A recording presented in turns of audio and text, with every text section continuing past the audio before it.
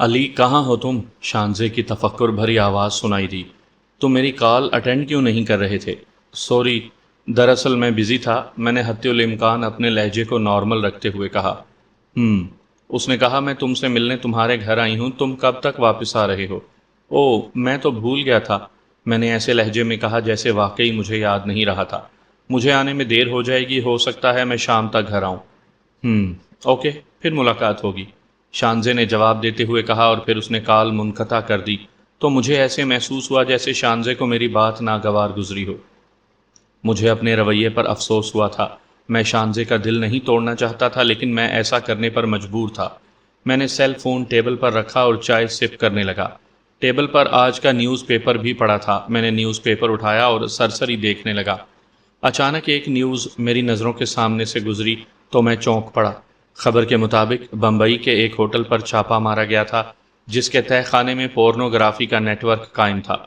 Hotel का मालिक Girdhari hotel की आड़ में पोर्नोग्राफी का नेटवर्क चलाता था। होटल के तहखाने से 40 लड़कियां, 15 मर्द और 15 छोटे मासूम बच्चे बरामद किए गए थे। लड़कियों और बच्चों का ताल्लुक भारत के मुख्तलिफ शहरों से था। मर्द लड़कियों और बच्चों से पोर्नोग्राफी बनाने की नीयत से वहां मौजूद थे। गिरधारी ने बताया था कि उसने डीप वेब पर अपना पूरा चैनल बनाया हुआ है और वो पोर्न वीडियो बनाकर अपने चैनल पर अपलोड करता है। ये किसी भी ज़ीरू के आसाब को झंझोड़ने के लिए काफ़ी था। यही वजह थी कि जब रोज़ीना का ख्याल मेरे दिमाग में आया था तो अंदर तक कांप कर रह गया था। मैं अपनी बहन के बारे में ऐसे ख्यालात दिमाग में नहीं लाना चाहता था, लेकिन जब से फ़ारूक ने मुझे पोर्नोग्राफ़ी के बारे में बताया था तो ये ख्यालात मेरे दिमाग में घूम जाते थे, और बावजूद कोशिश के रोज़ीना का ख्याल महव नहीं होता था।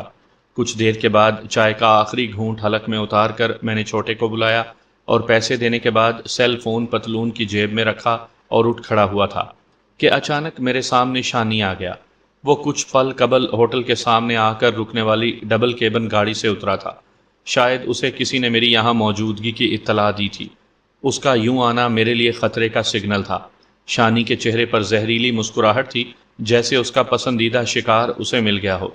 बड़ी चाय शाय पी रहे हो? वो तमस्कराना लहजे में बोला। मैं जवाब देता कि उसने कहा, मैं तो तुम्हारी तलाश में था। चलो अच्छा हुआ तुम यहीं मिल गए। फिर उसने दाएं तरफ कदरे फासले पर खड़े अपने हम उम्र नौजवानों की तरफ देखते हुए हाथ से इशारा किया, इधर ही आ जाओ। मैंने गर्दन मोड़ कर देखा। 4 नौजवान तेज तेज कदमों से चलते हुए उसके पास आ गए थे और वो मुझे ऐसे देख रहे थे जैसे कसाई बकरे को देखता है। शायद वो शानी के दोस्त थे। कसाब वाली धारदार निगाहों से मुझे देखते हुए उनमें से एक ने पूछा, क्या यही है वो जिसके बारे में आपने बताया था? जवाब में शानी ने गर्दन हिलाते हुए अस्बात का इशारा दिया। फिर अब इसके साथ क्या सलूक करना है? दूसरे दोस्त ने पूछा। वही जो मैंने कहा है, इसे उठाकर ले चलो, शानी बोला। मुझे कुछ समझ नहीं आ रहा था कि इस मौके पर मैं क्या करूं। वो तादाद में 5 थे और मैं तने तनहा था। कोई फिल्मी हीरो तो था नहीं कि इतने लोगों से अकेले भिड़ जाता। इससे पहले कि मैं कोई बात करता, शानी के चारों दोस्त कुर्सियां इधर उधर हटाते हुए मुझ तक पहुंचे और 2 नौजवानों ने मेरा गिरेबान पकड़ लिया। छोड़ मेरा गिरेबान, मैंने तल्ख लहजे में कहा और अपना गिरेबान छुड़ाने की कोशिश की। नहीं छोड़ते, क्या कर लोगे? शानी का दोस्त तंजिया अंदाज में हंसा। मैंने उसकी तरफ गुस्से से देखते हुए कहा, मैं क्या कर सकता हूँ अभी बताता हूँ।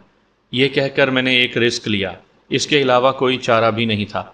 उनका घेरा तोड़कर मैं फरार नहीं हो सकता था। इसलिए मैंने आखिरी कोशिश की। उसकी नाक पर अपने सर की टक्कर मारी। उसके हलक से सिसकारी निकली और वो उछलकर कुर्सियों पर जा गिरा। उसके बाकी साथियों ने जब यह मंजर देखा तो एक साथ वो मुझ पर पल पड़े और बेदरेग घूंसे मारने लगे। यकदम भगदड़ मच गई थी, इसलिए वहां मौजूद लोग बाहर निकल गए थे। जो रह गए थे वो दीवार से लग कर तमाशा देख रहे थे। मुझे मारने वालों में शानी भी शामिल हो गया था। मैं खुद को बचाने की हत्युल मकदूर कोशिश कर रहा था। ये ऐसा मंजर था जैसे रेसलिंग में एक रेसलर का मुखालिफ अपने साथियों के साथ मुकाबिल पर पल पड़ता है। वो एक होता है और उसके मुखालिफ 4 या 5। बिला आखिर वो अपना बचाव करते करते निढाल हो जाता है और बेहोशी ही उसका मुकद्दर बनती है। मेरे साथ भी ऐसा ही हो रहा था। शानी और उसके साथी इंतहाई बेदर्दी से मुझ पर वार कर रहे थे। अपने बचाव में मैंने अभी उन्हें घूंसे मारे थे, लेकिन उनकी तादाद ज़्यादा होने की वजह से मेरा कोई दाव कामयाब नहीं हो रहा था। इस मारका आराई में मेरी जैकेट और शर्ट भी फट गई थी। تبھی مجھے موقع ملا تو میں نے ایک نوجوان کی ناک پر گھونسا مارا تو وہ بل بلاتا ہوا ایک سائڈ پر ہو گیا تھا۔ میں ہمیشہ مد مقابل کی ناک پر ہی پہلا وار کرتا تھا، کیونکہ اس سے مد مقابل کا دماغ جھنجھنا جاتا تھا اور وہ بے حال ہو جاتا تھا۔ جس طرح شانی کا دوست بے حال ہوا تھا، دو دوست ناک آؤٹ ہو چکے تھے۔ اب شانی کو ملا کر 3 مد مقابل تھے کہ کچھ لوگ آگے بڑھ کر بیچ بچاؤ کرانے لگے۔ بڑی مشکل سے انہوں نے شانی اور اس کے بپھرے دوستوں کو مجھ سے الگ کیا تھا۔ وہ کسی حالت میں مجھے زندہ نہ چھوڑتے اگر بازار کے گارڈز وغیرہ اسلحہ نہ تان لیتے۔ اس دھینگا مشتی میں میری اپنی حالت بھی خراب ہو گئی تھی۔ میرا ہونٹ پھٹ گیا تھا اور خون نکل رہا تھا، سر کے بال بکھر گئے تھے۔ میں نے ہونٹ سے خون صاف کرتے ہوئے شانی کی طرف دیکھا، اس کے چہرے پر طنزیہ مسکراہٹ رقصاں تھی۔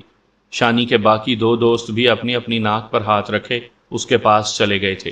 ان سب کی ناک زخمی تھی۔ آئندہ میرے سامنے نہ آنا ورنہ تمہاری خیر نہیں ہوگی، شانی نے مجھے وارن کرتے ہوئے کہا، اور پھر وہ اپنے دوستوں کے ساتھ وہاں سے چلتا بنا۔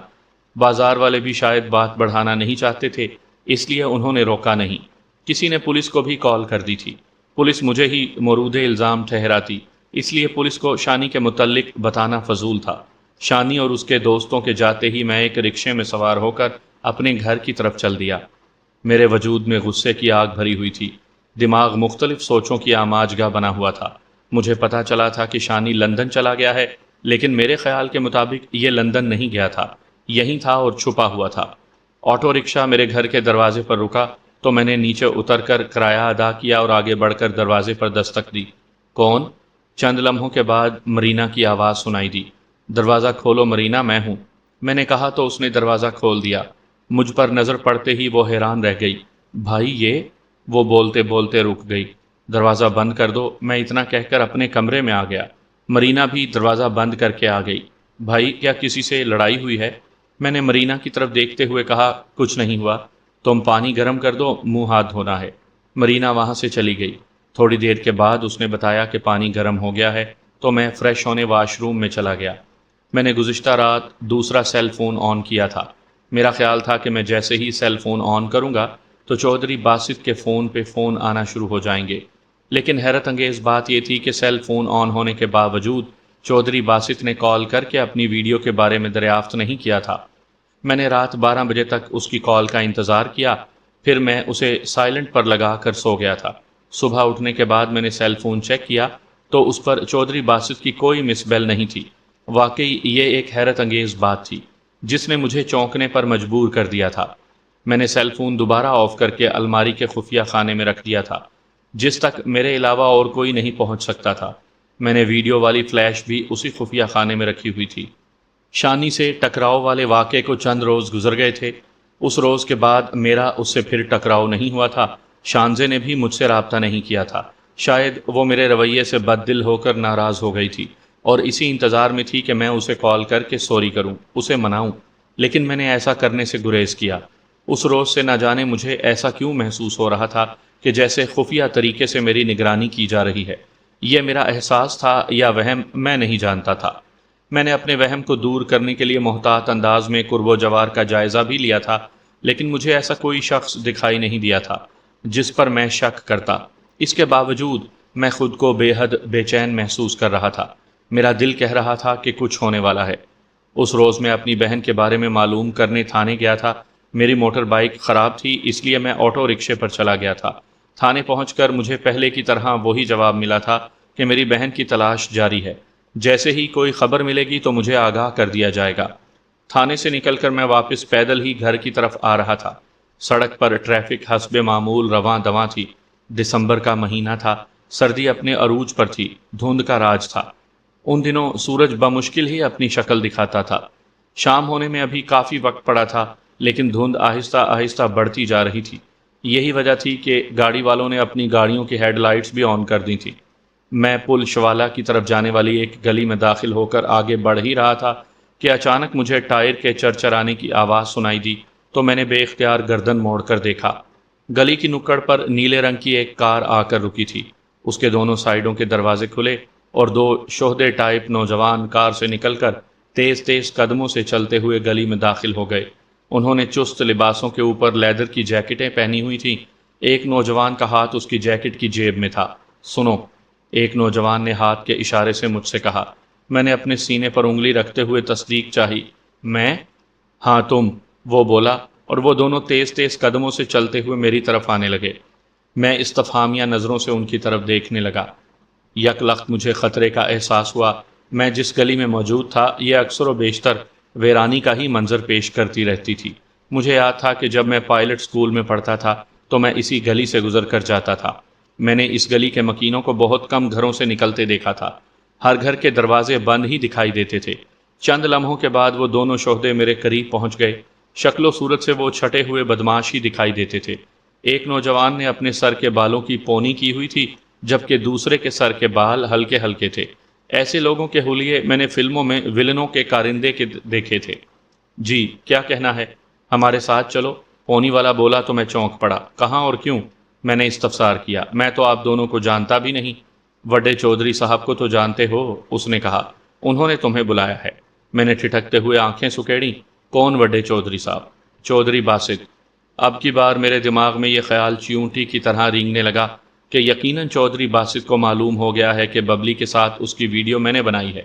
تاہم میں نے معتدل لہجے میں پوچھا، انہوں نے مجھے کیوں بلایا ہے؟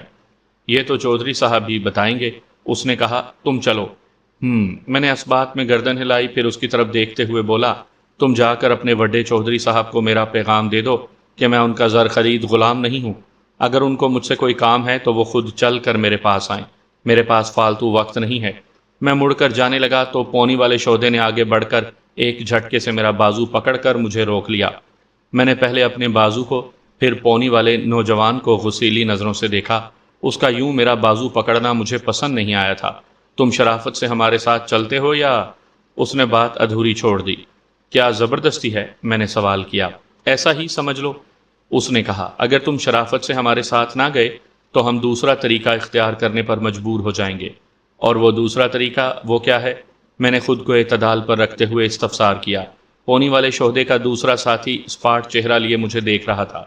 اس دوران اس نے ایک لفظ بھی نہیں کہا تھا۔ ہم تمہیں زبردستی لے جائیں گے، اس لیے میری بات مانو اور خاموشی سے ہمارے ساتھ چلو، وہ بولا، اور پھر مجھے لے جانے کی کوشش کی تو میں نے ایک جھٹکے سے اپنا بازو اس کی گرفت سے آزاد کروا لیا۔ یار کیا تم پاگل ہو؟ کہہ تو رہا ہوں کہ مجھے تم لوگوں کے ساتھ نہیں جانا۔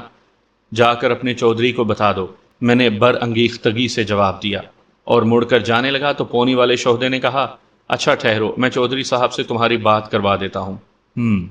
پونی والے شہدے نے اپنی جیکٹ کی جیب سے ایک سیل فون نکالا اور چودھری باسط کو کال کرنے لگا۔ جلد ہی رابطہ ہو گیا اور وہ میرے متعلق باتیں کرنے لگا۔ پھر دوسری طرف سے چودھری باسط کی بات سننے کے بعد اس نے سیل فون میری طرف بڑھاتے ہوئے کہا، چودھری صاحب تم سے بات کرنا چاہتے ہیں۔ میں نے ہونٹ بھینچتے ہوئے سیل فون لیا اور کان سے لگا کر بولا، فرمائیے چودھری صاحب۔ ہیرو، فوراً مجھ سے ملو۔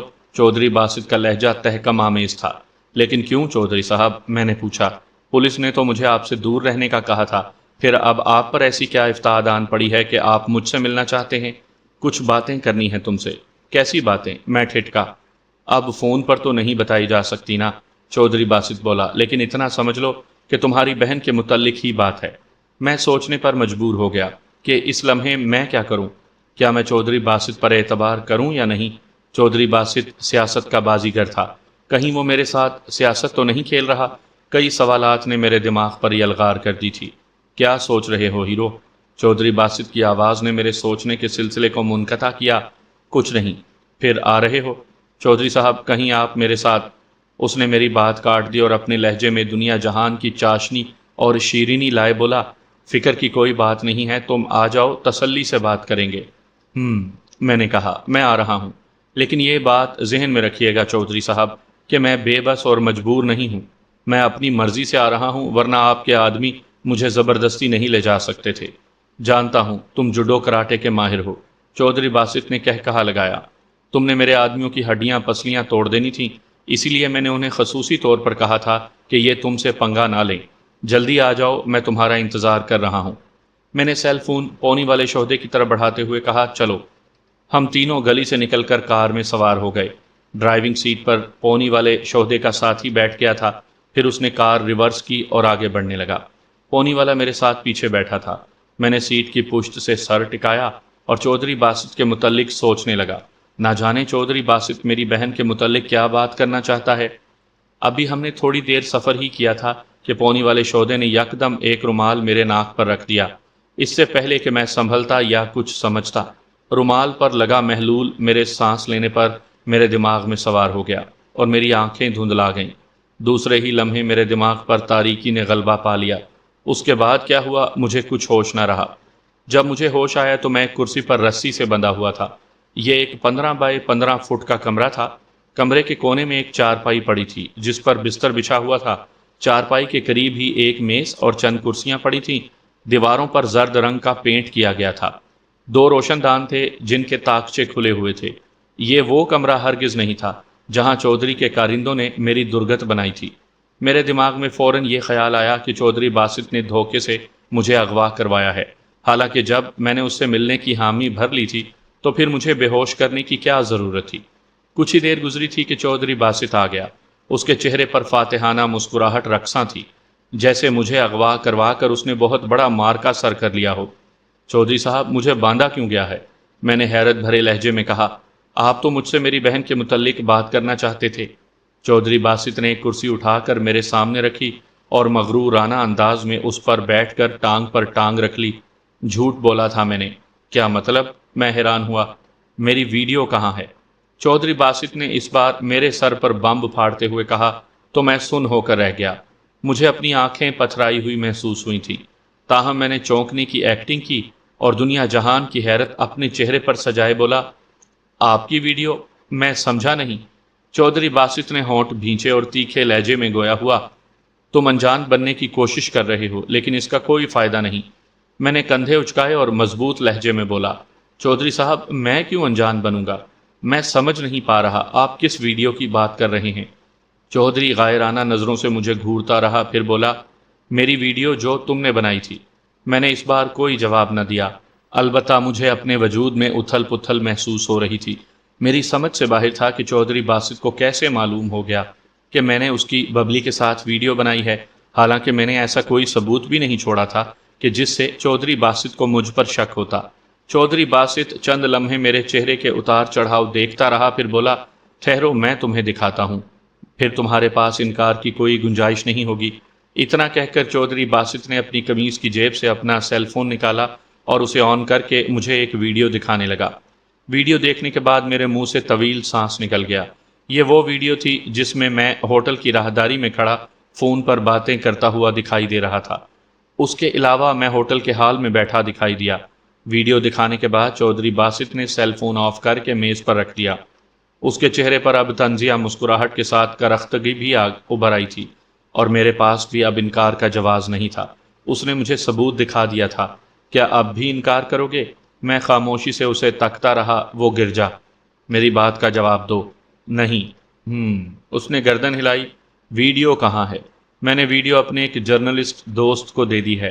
میں نے صفائی سے جھوٹ بولا تو اس نے آنکھیں سکیڑیں۔ کس دوست کو؟ چودھری باسط نے پوچھا۔ اس کا تعلق کس چینل سے ہے؟ نہیں بتا سکتا۔ میں نے نفی میں سر ہلایا۔ میں اس کی زندگی خطرے میں نہیں ڈالنا چاہتا۔ زندگی تو تمہاری بھی خطرے میں ہے، چودھری باسط نے دانت پیستے ہوئے کہا۔ مجھے کوئی پرواہ نہیں، میں نے اس کے لہجے سے مروب ہونے کے بجائے اطمینان سے کہا۔ اگر مجھے کچھ ہو گیا تو اس کے ذمہ دار تم ہوگے، یہ بات میں نے اپنے دوست کو بھی بتا دی ہے۔ تم مجھ پر نفسیاتی داؤ آزمانا چاہتے ہو؟ چودھری بدستور اسی لہجے میں بولا۔ نہیں، یہ سچ ہے، تم جھوٹ بولتے ہو۔ آپ کو یقین نہیں ہے تو میں آپ کے سامنے اپنے دوست سے بات کر کے تصدیق کر دیتا ہوں، میں نے کہا۔ میں نے اپنی طرف سے حتی الامکان جھوٹ بولنے کی کوشش کی تھی، لیکن چودھری باسط جہاں دیدہ اور کھلاڑیوں کا کھلاڑی تھا، اس نے میری بات پر یقین ہی نہ کیا، مسلسل نفی میں سر ہلاتا رہا۔ دیکھو ہیرو، تم خواہ مخواہ مجھ سے بھیڑنے کی کوشش کر رہے ہو۔ تم میرے بارے میں جانتے نہیں ہو، میرے ہاتھ بے حد لمبے ہیں، مجھ سے بھیڑنے والا آج تک مجھے نہیں ہرا سکا۔ تم نے میرے بیٹے پر گھناؤنا الزام لگایا، میں نے تمہارے خلاف کوئی ایکشن نہیں لیا۔ اگر میں چاہتا تو تمہیں جیل میں ہی گولی مروا کر تمہاری لاش غائب کروا سکتا تھا، لیکن میں نے ایسا نہیں کیا۔ اتنا کہہ کر وہ خاموش ہو گیا۔ تو اب اپنی خواہش پوری کر لیں، میں نے کہا، لیکن بچیں گے آپ بھی نہیں۔ میں تمہارے گندے خون سے اپنے ہاتھ رنگنا نہیں چاہتا، چودھری باسط نے نخوت بھرے لہجے میں کہا تو غصے کی شدت سے میری کن پٹیاں سلگ اٹھیں۔ اس نے مجھے گالی دی تھی اور یہ میرے لیے ناقابل برداشت بات تھی، تاہم میں نے ضبط کا مظاہرہ کرتے ہوئے کہا، آپ کا اپنے بارے میں کیا خیال ہے؟ میرے اس جواب پر چودھری باسط کے تن بدن میں آگ بھڑک اٹھی۔ Shut up! چودھری باسط گر جا۔ دوسرے ہی لمحے اس نے بائیں ہاتھ سے میرے جبڑے بھینچ لیے۔ جو پوچھ رہا ہوں وہ بتاؤ، کہاں ہے ویڈیو؟ نہیں بتاؤں گا، میں نے بھینچے جبڑے سے جواب دیا تو اس نے ایک جھٹکے سے میرے جبڑے چھوڑ دیے۔ اب تم مجھے غصہ دلا رہے ہو، اس نے دانت کچکچاتے ہوئے کہا۔ مجھے کوئی پرواہ نہیں، میں نے لاپرواہی سے کہا۔ ویسے آپ کی ویڈیو چینل پر چلنی تو چاہیے تاکہ عوام بھی اپنے نام نہاد لیڈر کے بدنما چہرے سے واقف ہو جائیں۔ میری اس بات پر چودھری باسط ایک بار پھر مشتعل ہو گیا تھا۔ بولا، لگتا ہے گھی سیدھی انگلی سے نہیں نکلے گا۔ آپ انگلی ٹیڑھی کر کے بھی دیکھ لیں، میں نے اسے تپایا۔ لیکن میں بتانے والا نہیں ہوں، میں آخری بار تم سے ویڈیو کے بارے میں پوچھ رہا ہوں، بتا دو، اسی میں تمہاری بھلائی ہے۔ تمہارے نہ بتانے پر میں انتہائی قدم اٹھانے پر مجبور ہو جاؤں گا۔ چودھری باسط مجھے وارن کرتے ہوئے بولا۔ اچھا، کیا کر لیں گے آپ؟ میں نے استہزائیہ انداز میں پوچھا۔ میں اس سے تمیز کے دائرے میں رہ کر بات کر رہا تھا۔ میں وہ کر سکتا ہوں جس کا تم تصور بھی نہیں کر سکتے، وہ زہر خند لہجے میں بولا۔ مثلاً آپ کیا کریں گے؟ میں نے استفہامیہ لہجے میں پوچھا۔ تو پھر سنو، میں تمہاری چھوٹی بہن کو اغوا کر لوں گا اور اس نے ٹھہرے ہوئے لہجے میں کہا تو یک لخت میری آنکھوں میں خون اتر آیا، میری مٹھیاں خود بخود بھینچ گئیں۔ اگر میں بندھا ہوا نہ ہوتا تو شاید میں اس کا وہ حشر کر دیتا کہ اس کا مکروہ چہرہ پہچاننا مشکل ہو جاتا۔ پہلے ہی میری ایک بہن کو اس کا بیٹا شانی اغوا کر کے فروخت کر چکا تھا اور دوسری کو اغوا کرنے کی دھمکی چودھری باسط دے رہا تھا۔ چودھری، اگر تم نے ایسا کچھ کیا یا میری بہن کی طرف غلط نظر ڈالی تو… غصے کی شدت سے میں بد لحاظی پر اتر آیا اور میرے منہ سے کف بھی نکل آیا تھا۔ تو کیا کر لے گا؟ کیا کر لے گا تو؟ وہ اشتعال دلانے والے لہجے میں بولا۔ میں نے اسے جواب تو نہ دیا، البتہ دل ہی دل میں اسے سبق سکھانے کا عہد کر رہا تھا۔ چند لمحوں کے بعد چودھری باسط نے مزید کہا، دیکھو ہیرو، اگر تم نے ویڈیو میرے حوالے نہ کی تو میں ایسا کرنے پر مجبور ہو جاؤں گا۔ کون روکے گا مجھے؟ تم تو بالکل بھی نہیں روک سکتے۔ اب گیند تمہاری کورٹ میں ہے، تمہارا فیصلہ تمہارے اور تمہاری بہن کے حق میں اچھا ثابت ہو سکتا ہے اور نقصان دہ بھی۔ اچھی طرح سوچ لو۔ اتنا کہنے کے بعد چودھری باسط نے سگریٹ سلگائی اور کش لینے لگا۔ پھر اس نے فضا میں دھوئیں کا مرغولا چھوڑ دیا۔ فضا میں پھیلتے دھوئیں سے وہ بغور میری طرف دیکھ رہا تھا اور میرے دماغ میں جھکڑ سے چل رہے تھے۔ کچھ سمجھ نہیں آ رہا تھا کہ میں کیا فیصلہ کروں۔ اس کی بات درست تھی، میرا کوئی بھی فیصلہ میرے اور میری بہن مرینا کے حق میں بہتر اور نقصان دہ ہو سکتا تھا۔ میں ایک بار پھر بری طرح پھنس گیا تھا۔ مجھے مت گھورو، صرف سوچو۔ چودھری باسط نے اس بار دھواں میرے چہرے پر پھینکتے ہوئے کہا تو میں نے سانس روک لیا۔ تم ڈرتے ہو کہ عوام تمہارا مکروہ چہرہ نہ دیکھے؟ میں نے کہا۔ ظاہر ہے میں ایک سیاستدان ہوں اور میرا تعلق ملک کی بڑی پارٹی سے ہے، اس نے سگریٹ کا کش لینے کے بعد جواب دیتے ہوئے کہا۔ اگر عوام کو ہمارے کرتوتوں کا پتہ چل جائے تو وہ ہم پر تھوکیں گے بلکہ نفرت کریں گے اور ہمارا استقبال گندے انڈوں اور ٹماٹروں سے کریں گے۔ پھر ہماری سیاسی حیثیت کے ساتھ ساتھ گھریلو زندگی بھی برباد ہو جائے گی۔ تمہیں کتنا خوف ہے عوام اور اپنے گھر والوں سے؟ میں نے طنزیہ لہجے میں کہا۔ لیکن تمہارے دل میں اللہ کا خوف نہیں ہے، جو تمہاری سب حرکتوں کو دیکھ رہا ہے، جس کے سامنے تم نے پیش ہونا ہے، تو اس وقت کیا جواب دو گے؟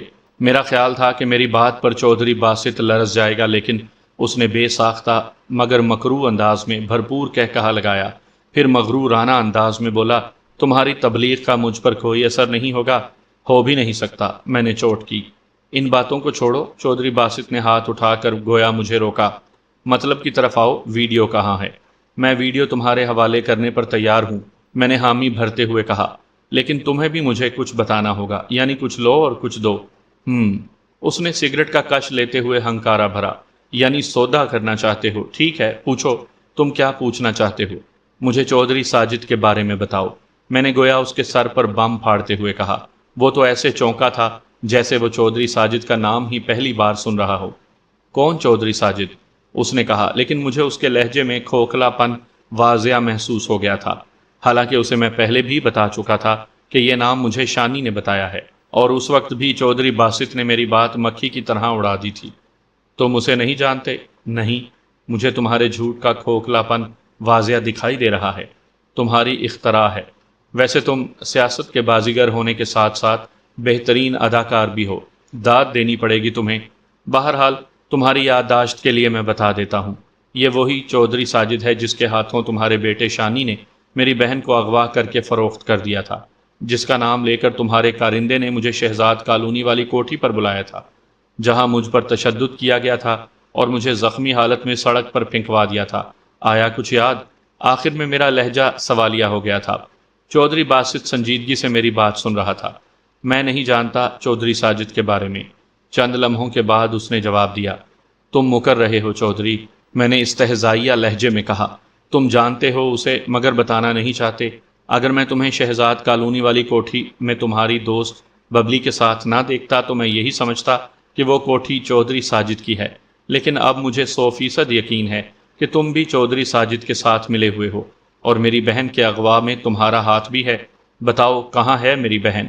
چودھری باسط کا چہرہ فک ہو گیا تھا، لیکن جیسا کہ میں نے اس سے کہا تھا کہ وہ سیاست کا بازیگر ہونے کے ساتھ ساتھ بہترین اداکار بھی ہے، تو شاید غلط نہیں تھا۔ وہ واقعی گرگٹ کی طرح تھا اور اس کے چہرے پر رنگ آ اور جا رہے تھے، تاہم اس نے بہت جلد خود پر قابو پا لیا تھا۔ میں نے مزید کہا، تم دونوں باپ بیٹا چودھری ساجد کے گینگ سے منسلک ہو۔ یاد رکھو تم دونوں کا انجام بے حد بھیانک ہوگا۔ جب لوگوں کو تمہارے کرتوتوں کا علم ہوگا تو وہ تم پر تھو تھو کریں گے، اور تم دونوں باپ بیٹے کے چھپنے کے لیے جگہ نہیں رہے گی۔ خاموش ہو جاؤ۔ یکلخت چودھری باسط گر جا۔ سچ کڑوا ہوتا ہے، میں نے طنزیہ لہجے میں کہا۔ بکواس بند کرو۔ چودھری باسط پھر گر جا۔ مجھے ویڈیو کے بارے میں بتاؤ، وہ کہاں ہے؟ اگر تم نے اب نہ بتایا تو میں ابھی تمہاری بہن کو اغوا کراؤں گا اور تمہاری آنکھوں کے سامنے اس کی عزت کی دھجیاں بکھیر دوں گا۔ چودھری باسط کی آنکھوں میں وحشت اور صفاقی ابھر آئی تھی۔ ایسے میں وہ اس وقت واقعی ایک درندہ ہی محسوس ہوتا تھا۔ وہ مجھے اشتعال دلا رہا تھا، لیکن میں بے بس تھا۔ میں اس شیر کی مانند تھا جسے پنجرے میں بند کر دیا گیا ہو۔ وحشت اور صفاقی مجھ میں بھی بھر آئی تھی، لیکن میں مجبور تھا۔ وہ میری بہن کے بارے میں بکواس کر رہا تھا اور میں اس کا منہ تک توڑنے کے قابل نہیں تھا۔ میں بہت مجبور تھا۔ مجھے معلوم تھا کہ اگر میں نے چودھری باسط کو ویڈیو کے بارے میں نہ بتایا تو وہ میری بہن کو اغوا کرنے سے بھی گریز نہیں کرے گا، لہٰذا اپنی بہن کی عزت کی خاطر میں اسے بتانے پر آمادہ ہو گیا تھا، ورنہ میں نے تو یہی ارادہ کیا ہوا تھا کہ چاہے کچھ بھی ہو جائے میں اسے ویڈیو کے بارے میں ہرگز نہیں بتاؤں گا، بلکہ اس شرط پر ویڈیو اس کے حوالے کروں گا کہ وہ مجھے چودھری ساجد کے بارے میں تفصیل سے بتائے۔ لیکن بازی اس کے ہاتھ میں تھی اور میں تہی دامن تھا۔ چودھری، میں نے گھمبیر لہجے میں کہا، میں ویڈیو کے بارے میں بتاتا ہوں، لیکن پہلے تمہیں وعدہ کرنا ہوگا کہ میرے گھر والوں کو کوئی گزند نہیں پہنچے گی۔ کچھ نہیں ہوگا، وعدہ کرتا ہوں۔ چودھری باسط اس بار مکرو انداز میں بولا، جیسے وہ میری بے بسی سے محظوظ ہو رہا ہو۔ بتاؤ۔ ویڈیو میرے کمپیوٹر میں ہے۔ اس نے اثبات میں گردن ہلائی۔ اور اس کے علاوہ میرے سیل فون میں۔ سیل فون کہاں ہے؟ میرے گھر میں۔ گھر میں کس جگہ رکھا ہے؟ اس بات کو سن کر میں ٹھٹکا۔ کیا مطلب؟ جو پوچھا ہے وہ بتاؤ۔ چودھری درست لہجے میں بولا۔ میں سمجھ گیا تھا کہ وہ کیا کرنا چاہتا ہے۔ سیل فون الماری میں پڑا ہے، میں نے ہونٹ بھینچ کر جواب دیا۔ اگر ویڈیو کی کوئی اور کاپی کسی اور جگہ چھپا کر رکھی ہے تو اس بارے میں بھی بتا دو، وہ بولا، تاکہ بعد میں تمہیں پچھتانا نہ پڑے۔ نہیں، صرف کمپیوٹر اور سیل فون میں ویڈیو موجود ہے، میں نے جواب دیا۔ لیکن تم نے تو کہا تھا کہ تم نے ویڈیو اپنے کسی جرنلسٹ دوست کو دی ہوئی ہے، چودھری باسط نے تیکھے لہجے میں پوچھا۔ وہ میں نے تمہیں ڈرانے کے لیے کہا تھا، میں نے ٹھہرے ہوئے لہجے میں کہا۔ چودھری باسط نے ایسے ہونٹ بھینچے جیسے کڑوی گولی نکل رہا ہو۔ پھر وہ دروازے کی طرف رخ کر کے اونچی آواز میں بولا، رفیق۔ چند لمحوں کے بعد پونی والا شودہ اندر آ گیا۔ آپ نے بلایا ہے چودھری صاحب، رفیق نے مؤدبانہ لہجے میں کہا۔ شکور کو لے کر فوراً اس کے گھر جاؤ، چودھری باسط نے اس کی طرف دیکھتے ہوئے کہا۔ اس کا کمپیوٹر اور الماری سے موبائل لے آؤ۔ میں یکدم چونک پڑا۔ وہی ہوا جس کا مجھے خدشہ تھا۔ میرے چہرے پر استجاب کے تاثرات ابھر آئے اور میں پریشان کن نظروں سے چودھری باسط کی طرف دیکھنے لگا۔ یہ تم کیا کر رہے ہو چودھری؟ میں نے تیز لہجے میں کہا تو رفیق نے گردن موڑ کر میری طرف دیکھا۔ اس کے دیکھنے کا انداز ایسا تھا جیسے میرا چودھری باسط سے سوال کرنا اسے پسند نہیں آیا ہو، لیکن مجھے اس کی کوئی پرواہ نہیں تھی۔ تم جاؤ۔ چودھری باسط نے اسے وہاں سے جانے کا اشارہ کیا تو وہ مجھے گھورتا ہوا کمرے سے باہر نکل گیا۔ چودھری، روکو اسے، میں نے احتجاج کرنے والے انداز میں کہا۔ یہ غلط ہے، میں تمہیں خود کمپیوٹر اور موبائل لا دیتا ہوں، پلیز روکو اسے۔ مجھے تم پر کوئی بھروسہ نہیں ہے، چودھری باسط بولا۔ تمہیں بھروسہ کرنا چاہیے، میں نے ہونٹ بھینچتے ہوئے کہا۔ کیا تم بھروسے کے قابل ہو؟ بھروسے کے قابل تو تم بھی نہیں ہو، میں نے بھی دو بدو جواب دیا۔ ہو سکتا ہے کمپیوٹر اور سیل فون لینے کے بعد تم مکر جاؤ، اور ہو سکتا ہے تمہاری بات درست ہو۔ چودھری باسط نے خباثت بھرے لہجے میں کہا۔ تو میں تپ گیا، تاہم میں نے خود کو نارمل رکھنے کی حتی الامکان کوشش کی، کیونکہ میں اس وقت چودھری باسط کے رحم و کرم پر تھا۔ میں نے مزید کہا، دیکھو چودھری، تمہارے آدمیوں کو دیکھ کر میرے گھر والے پریشان ہو جائیں گے، خوف زدہ ہو جائیں گے۔ تم اپنے آدمی کو روکو، میں خود جاتا ہوں۔ میں تمہیں کمپیوٹر اور سیل فون لا دوں گا، پلیز اپنے آدمی کو روکو۔ کچھ نہیں ہوگا، وہ بولا۔ کیوں کچھ نہیں ہوگا؟ میں نے اس بار درست لہجے میں کہا۔ پہلے ہی میری بہن کے اغوا کی وجہ سے میری ماں کی ذہنی حالت بگڑ گئی ہے۔ محلے والے الگ باتیں بنا رہے ہیں۔ جب لوگ تمہارے آدمیوں کو دیکھیں گے تو مجھے کوئی پرواہ نہیں ہے، وہ مضحکہ خیز انداز میں بولا۔ چودھری تم اچھا نہیں کر رہے، میں نے غصے سے پھونکارتے ہوئے کہا، اور ایک جھٹکے سے کرسی سے اٹھنے کی کوشش کی، لیکن بندہ ہونے کی وجہ سے کسمسا کر رہ گیا۔ میری بے بسی پر چودھری باسط کا زوردار کہا گونجا، پھر وہ اٹھا اور کمرے سے باہر جانے لگا۔ یاد رکھو چودھری، اگر تم نے یا تمہارے آدمیوں نے میرے گھر والوں کے ساتھ کچھ بھی برا کرنے کی کوشش کی تو میں تمہیں زندہ نہیں چھوڑوں گا، یاد رکھنا میری بات۔ چودھری باسط نے میری بات کا کوئی جواب نہیں دیا اور کمرے سے باہر چلا گیا، جبکہ میں وحشت زدہ انداز میں رسیاں جھنجھوڑنے لگا۔ میں انہیں توڑنے میں پوری قوت صرف کر رہا تھا، لیکن وہ نائلون کی رسیاں تھیں، دھاگے نہیں تھے جو تھوڑا سا زور لگانے پر ٹوٹ جاتے۔